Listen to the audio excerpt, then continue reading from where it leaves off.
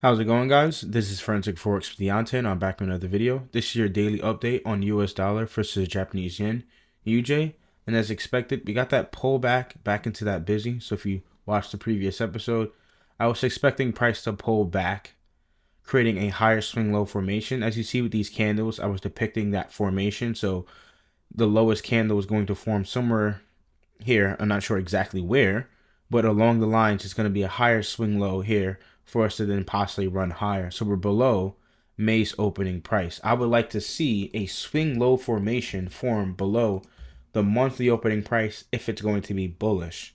If I can catch this swing low, odds are I would catch the low of the month moving higher. Now, if we look at dollar currently took out a swing high. It pulled all the way back down as well, but I really don't want it to take out this swing low here.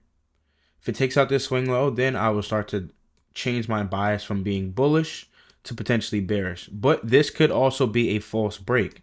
So if price does run this low, and then even the 20-day low, then it could be a false break to run higher. So it's just sweeping sell stops or sell side liquidity to run higher back up to the 20-day high. That is something that could play out as well. But I'm mainly favoring a higher swing low formation. So this could be potentially the low of the week, Wednesday, low of the week, and then Thursday can have a higher low, and then Friday may close off, and then we get a bullish trend going higher. That is one scenario. If we also look at the yen futures, as expected, not even erase the annotations from last episode, I was expecting that pullback into this. And as you can see for today, for Wednesday, we got that pullback into the SIBI. And I'm expecting a lower swing high to form somewhere along the lines inside this SIBI for price to continue going lower. So that's all I have to say right now for UJ. We can also see that the Fed today raised their rates up today to 5.25. So basically, they increased it just a little bit, not a lot.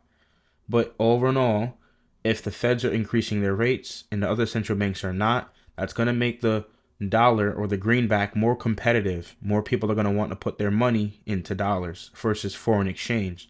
So instead of putting their money into yen, for instance, so it's dollar versus yen. As you can see, that's that SIBI. So on the weekly perspective, Sunday to Friday, we can see how it breaks all the way down into that SIBI. I'm expecting some type of turning point inside this range here. So price going up high. We can see how it's filling in this liquidity void here. So price is coming down and most likely may do a purge and then revert back up to buy side. So now it's currently below the weekly opening price. So this is the weekly opening. So anything up below it is going to be a discount, which may result in a high probability buy scenario. If things line up, you'll find a nice buy opportunity here. You can see how it's sold above the weekly opening because anything above this line here is a premium. It takes out the previous daily high and then sells. That's most likely your ideal setup there. And that's what we had here on Tuesday. Wednesday, we can see it's down in a premium, down in a discount, excuse me.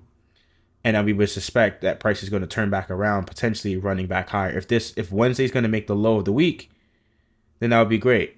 But we know we have that well-anticipated news release during Friday, NFP. The first week is normally going to wash out all the buyers and sellers. It's going to take out the buyers. It's going to take out the sellers.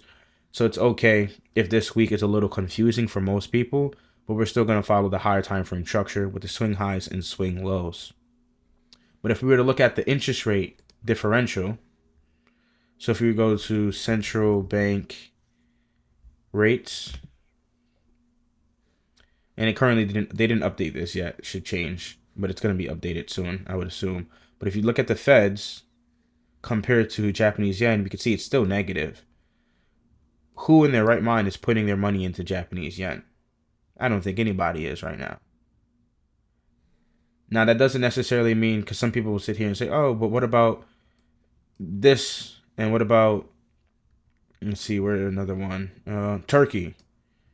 These these economies probably have a poor GDP, and most likely their currency isn't worth much. So I would just stick to your top dogs: dollar, Aussie, British pound, CAD, Euro, and maybe New Zealand, and everything else I would just leave alone. I wouldn't touch South Korea, Chile. Denmark. I wouldn't touch these currencies, honestly. Norway, Poland, Russia, Saudi, South. I wouldn't touch any of these currencies personally. That's just my opinion. But all in all, there's an interest rate differential. The Feds have a higher rate versus the Bank of Japan. So I'd rather put my money into the Feds, which is the dollar. So that's why I'm saying eventually the yen pairs in general will outperform yen.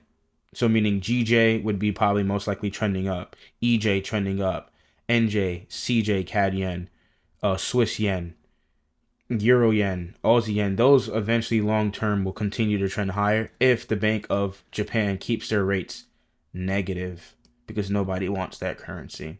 So right now, I will still be playing the bullish side for UJ. All in all, like I said, from that daily perspective, we can see we're going to most likely probably form a higher swing low formation. I wouldn't want to see price take out this swing low down here. If price comes all the way down here to this swing low, then that's when we'll talk about, okay, bearish price action may be coming into play. We've ran up to this old high and gave a reaction and it's going to fall lower, leaving this high open. But I do think this 40-day high eventually will be taken. Hopefully this was insightful. Peace.